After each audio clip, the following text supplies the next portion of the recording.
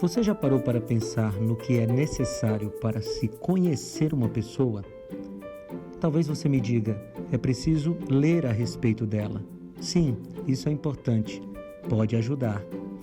Mas se nós pudermos conversar com essa pessoa, será muito melhor, porque numa conversa é possível identificar tonalidades e expressões faciais que nos ajudarão a conhecê-la melhor. Contudo, se nós pudermos conviver com essa pessoa, aí sim nós poderemos conhecê-la em toda a sua intimidade. Mas quando a gente pensa em Deus, o que é necessário para conhecer a Deus? Como nós podemos fazer para entrar na intimidade de Deus? Essas questões são básicas e fundamentais para uma vida cristã feliz. Conhecer a Deus é extremamente importante. Não existe um cristianismo saudável e inteligente se você não sabe quem é o Deus a quem você serve. No programa de hoje, nós vamos estudar detalhadamente as características de Deus. E você sabe, pega a tua Bíblia e não sai daí, porque está apenas começando o Fé para Hoje.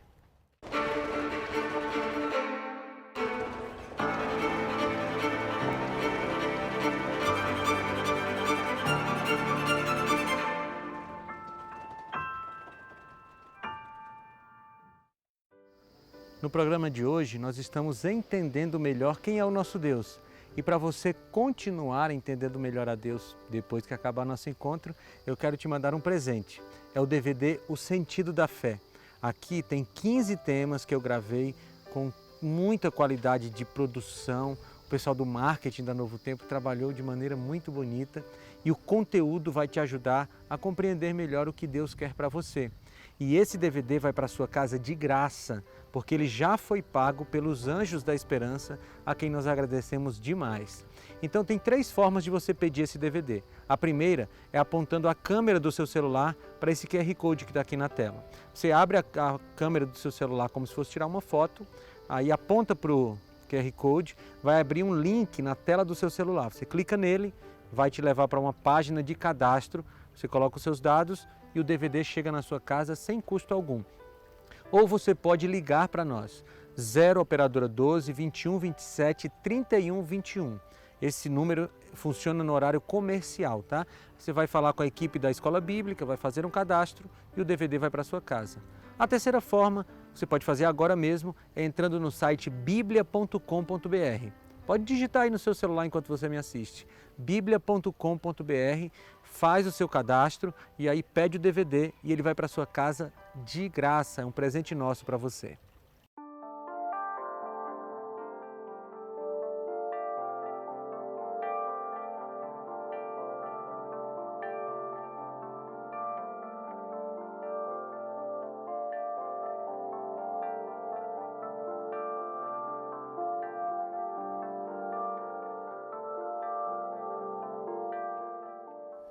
O salmista disse: Deus é nosso refúgio e fortaleza, socorro bem presente na tribulação. Tomé disse para Jesus: Senhor meu e Deus meu. E nós temos várias outras declarações a respeito de Deus na Bíblia. Mas nós nunca nos relacionaremos de maneira correta com Deus se não o conhecermos de maneira profunda. E só podemos fazer isso através da Palavra de Deus. Por isso, nós vamos agora nos aprofundar em quem é Deus a partir da sua revelação.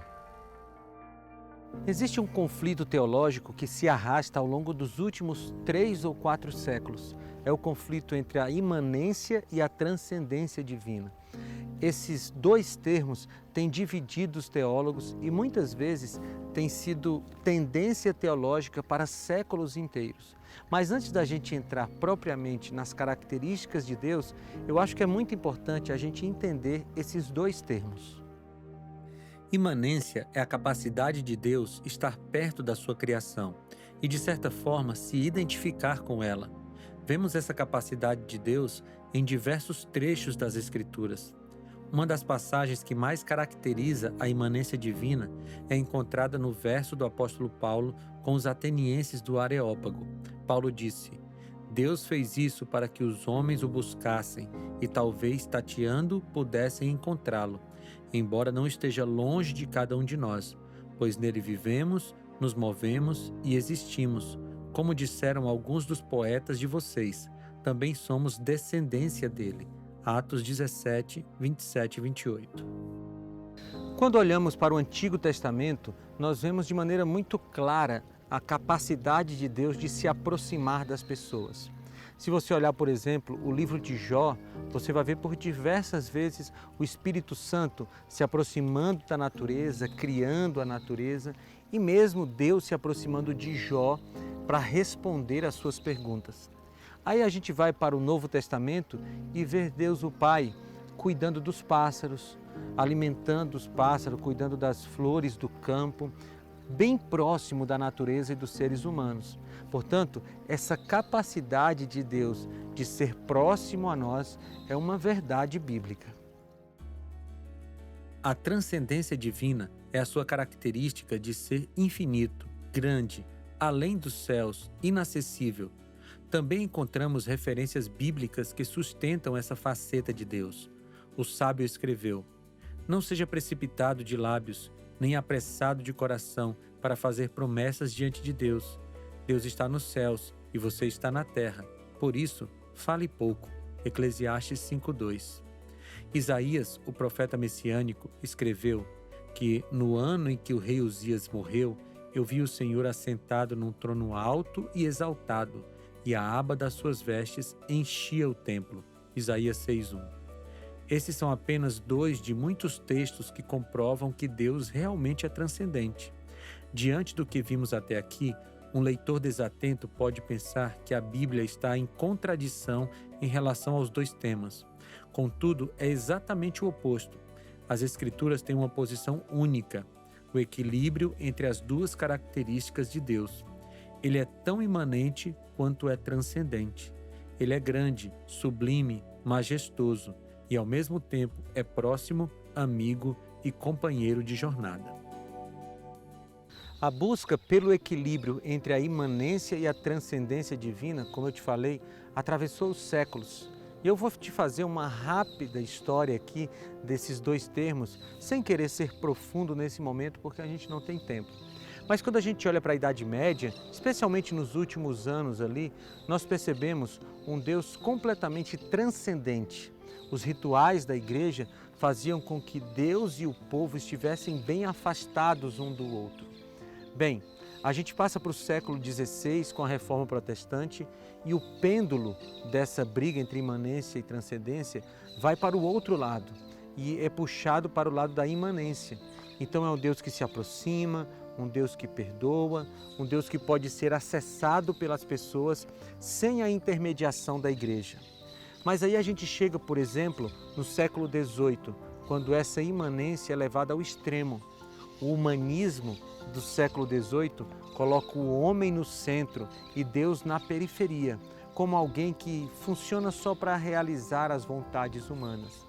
Mas eu fiz essa história para você, essa breve história, só para você perceber que há muito tempo se busca esse equilíbrio entre imanência e transcendência divina.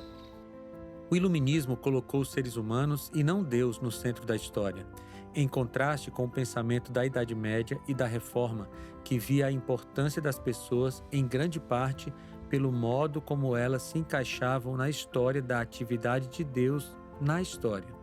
Os pensamentos do iluminismo determinavam a importância de Deus em termos do seu valor para a história da vida de cada pessoa. Deus foi, portanto, tirado da sua posição exaltada nos céus, para os quais apontavam as catedrais góticas, e colocado no mundo dos afazeres humanos. O século XIX acompanhou o seu antecessor, dando uma ênfase ainda na imanência. Aí a gente entra no século XX. E o século XX, especialmente depois das duas grandes guerras, começa a tentar uma aproximação desses dois conceitos, ou um equilíbrio desses dois conceitos, e você vai ter vários teólogos trabalhando para um lado, para o outro, e então a gente chega no século XXI, o século que nós vivemos, e percebemos que há uma diversidade de opiniões, muitas opiniões que se aproximam da Bíblia, outras que se afastam completamente, Mas o que eu posso te afirmar é o seguinte: todas as vezes que a gente vai para esse livro estudar essas palavras sagradas, nós nos aproximamos do equilíbrio entre a imanência e a transcendência de Deus. Infelizmente, temos visto muitas pessoas no mundo atual tentando fazer teologia de outras fontes. E aí encontramos várias teologias sectárias, que são direcionadas e feitas por grupos específicos. Mas só existe uma forma de fazer teologia de verdade. É se você for a revelação de Deus. Afinal de contas, teologia é o estudo a respeito de Deus. E nós só podemos conhecê-lo porque ele se revelou. Se revelou através da natureza, se revela através da nossa consciência, mas de maneira especial, Deus se revelou através de Jesus Cristo e nós podemos conhecê-lo pela palavra de Deus.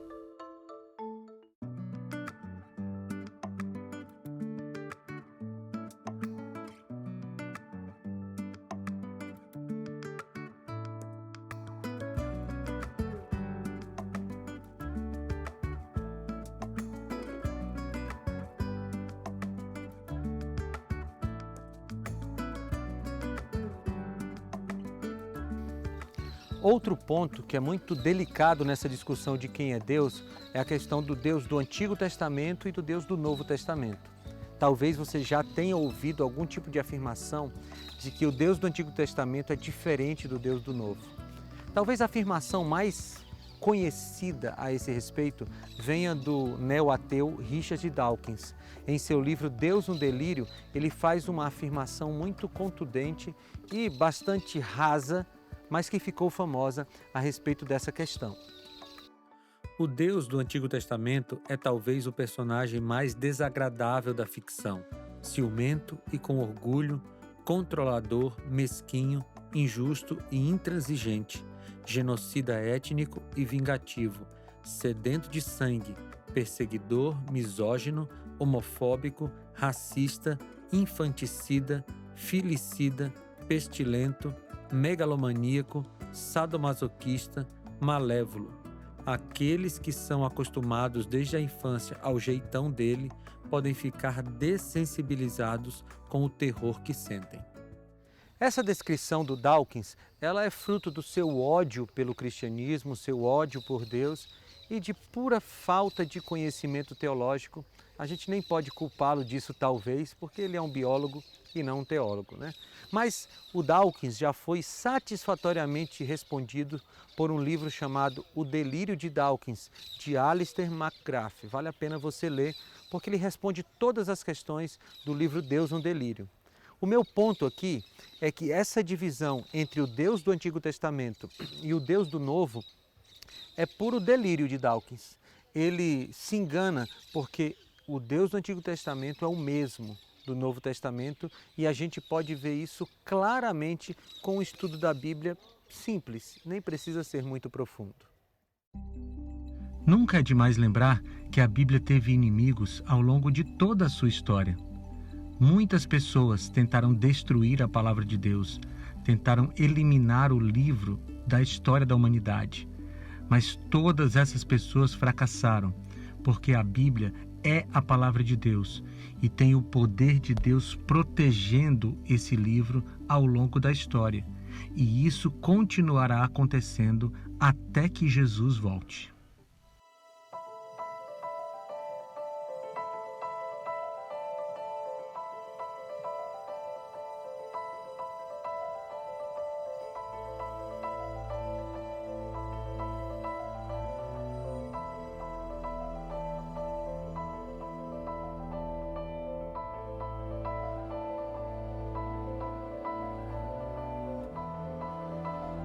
Aqueles que falam que existem dois deuses diferentes no Antigo e no Novo Testamento, geralmente levantam dois pontos. Eles dizem que o Deus do Antigo Testamento era um Deus de justiça e o Deus do Novo Testamento era um Deus de amor.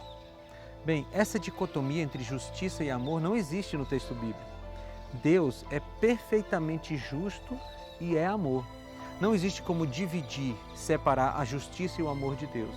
E quando você olha para o Antigo e para o Novo Testamento, você percebe que no Antigo havia justiça e amor e no Novo igualmente havia justiça e amor. A justiça punitiva divina aparece no Antigo Testamento quando Deus mandou eliminar todos os amalequitas, 1 Samuel 15, 1-35. Uma atitude semelhante pode ser encontrada no Novo Testamento, quando Deus eliminou Ananias e Safira por terem mentido para ele, em Atos 5. Um estudo sério e aprofundado dos dois episódios demonstrará que Deus foi justo ao punir tão severamente e ofereceu oportunidade para ambos os grupos. Também encontramos amor nos dois testamentos. O perdão do rei Manassés, em 2 Crônicas 33, é um relato impressionante da graça e da misericórdia de Deus. O rei havia feito coisas abomináveis diante de Deus, mas diante do arrependimento, Deus o perdoou. No Novo Testamento também encontramos histórias semelhantes. Em João 8, encontramos a história da mulher adúltera, a qual recebeu um perdão tão grande quanto o de Manassés. Como você viu, não há diferença entre o Deus do Antigo Testamento e do Novo. Mas tem um detalhe mais lindo nisso tudo. É que tanto no Antigo Testamento quanto no Novo Testamento é a mesma pessoa atuando. E que sabe como é que a gente conclui isso? É porque em João 8,58 Jesus falou: antes de Abraão existir, eu sou.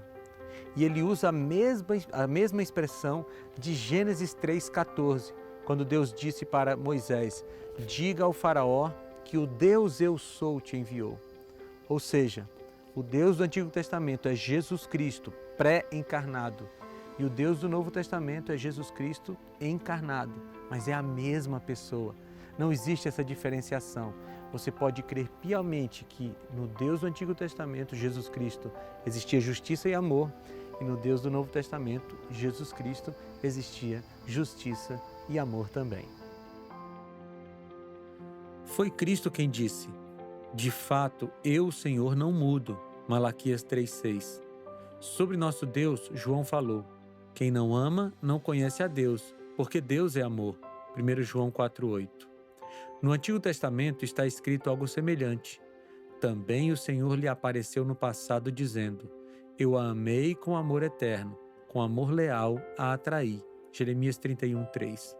Ou seja, o Deus dos dois testamentos ama você, com todo o amor que Ele é. Viva com essa certeza e descanse nela. Você sabe que seria impossível definir de maneira completa um Deus infinito. Por definição, o Deus infinito não pode ser definido completamente. Mas nós podemos nos deter aqui nas três grandes características de Deus: a sua onipotência, onipresença e onisciência. E aí nós teremos uma ideia bem mais completa do Deus a quem servimos. Jesus falou em João 8,32: e conhecereis a verdade, e a verdade vos libertará. E Jesus também falou em João 14,6: eu sou o caminho, a verdade e a vida. Portanto, conhecer a verdade é conhecer o próprio Cristo, e ao conhecê-lo, nós nos deparamos com aquilo que há de mais precioso nesse planeta, a verdade que nos salva, a verdade sobre Cristo, o nosso grande Senhor e Salvador para a eternidade.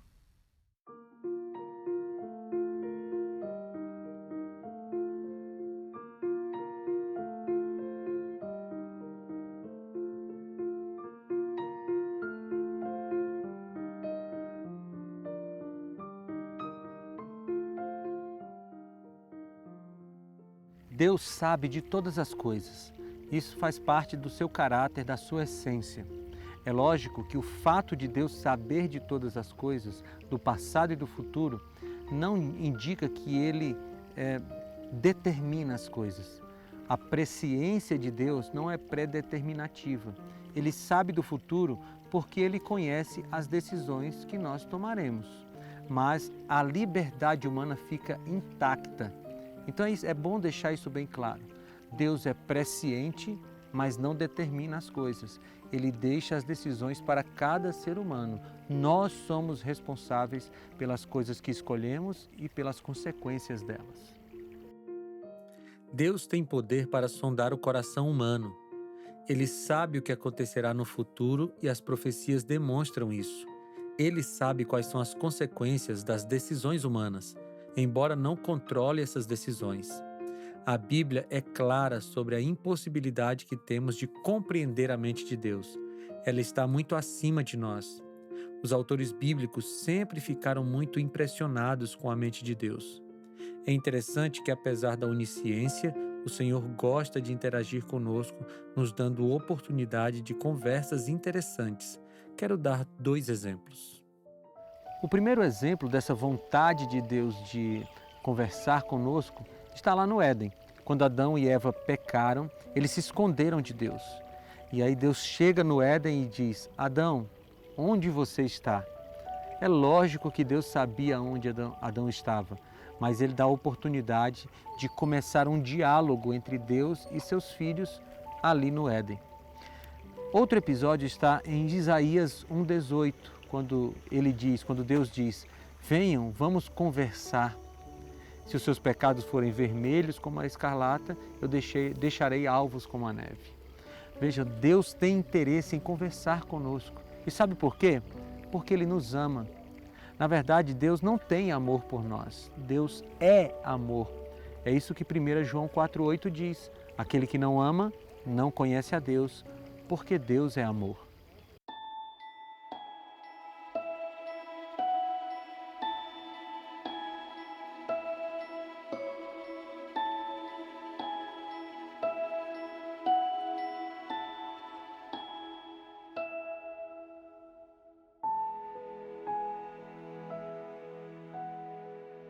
Deus é onipotente, ou seja, Ele pode todas as coisas.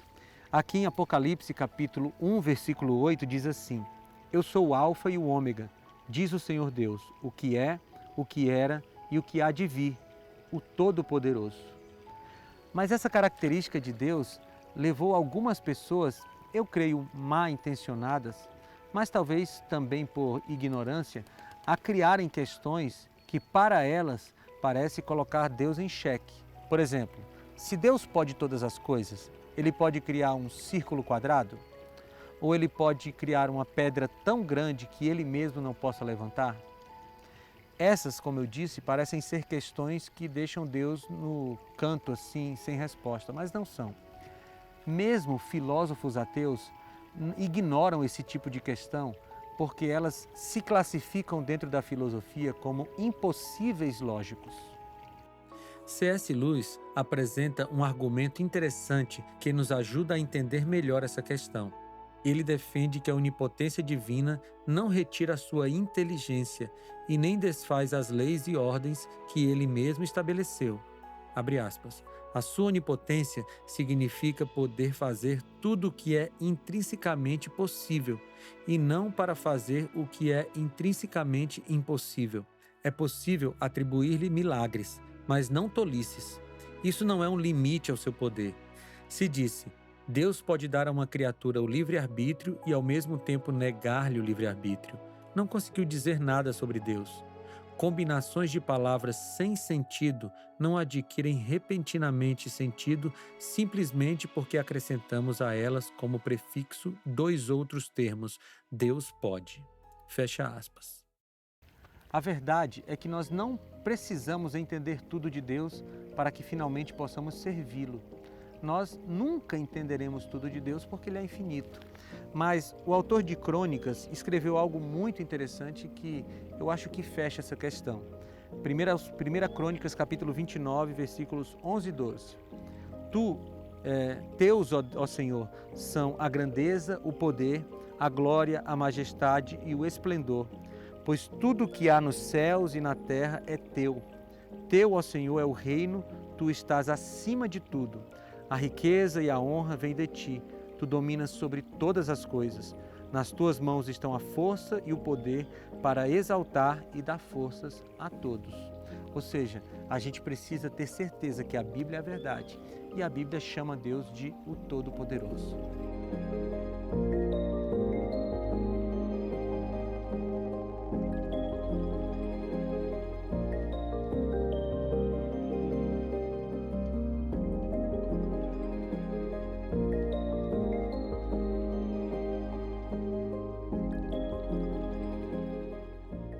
outra característica geral de Deus é a sua onipresença. Nós temos vários textos da Bíblia que falam sobre isso. Eu destaco o que Paulo escreve em Efésios 4 e em Romanos 8, quando ele diz que o Espírito de Deus está em todos os lugares e opera em todas as pessoas. Deus é onipresente e Ele está aqui agora comigo, Ele está aí agora com você, porque essa é uma característica dele. E mais do que isso, Ele dá atenção personalizada para cada pessoa devido à sua onipresença. Talvez a passagem mais clássica sobre a onipotência divina seja a de Davi. Para onde me irei do teu espírito? Ou para onde fugirei da tua face? Se subir ao céu, lá tu estás. Se fizer no inferno a minha cama, eis que tu ali também estás. Se tomar as asas da alva, se habitar na extremidade do mar, até ali a tua mão me guiará e a tua destra me susterá. Se disser, de certo que as trevas me encobrirão, então a noite será luz à roda de mim. Nem ainda as trevas me encobrem de ti, mas a noite resplandece como o dia. As trevas e a luz são para ti a mesma coisa. Salmo 139, 7-12. A onipresença divina tem muitas implicações práticas para a nossa vida. Gostaria de destacar uma delas. Como Deus pode estar em todos os lugares ao mesmo tempo, Ele pode estar com você nesse momento, dando atenção exclusiva às suas dores e aos seus anseios. Isso é reconfortante, pois o Rei do Universo tem toda a atenção voltada para você. Basta você buscá-lo. Nós estamos terminando a nossa conversa de hoje e você conheceu várias características a respeito de Deus ao longo dessa nossa conversa. Mas a minha pergunta para você agora é: o que você vai fazer com essas informações? Saber quem é Deus não é suficiente. Você precisa pegar essas informações a respeito de Deus e transformá-las em relacionamento com esse Deus onipresente, onisciente, onipotente, que é o do Antigo Testamento e do Novo e que ama você, que se preocupa com os mínimos detalhes da sua vida e que quer ajudar você a ser feliz agora e especialmente na eternidade.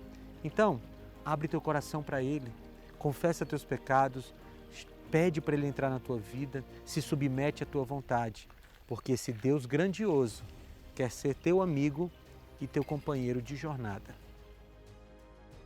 Jesus falou em João 8,32: E conhecereis a verdade, e a verdade vos libertará. E Jesus também falou em João 14,6: Eu sou o caminho, a verdade e a vida.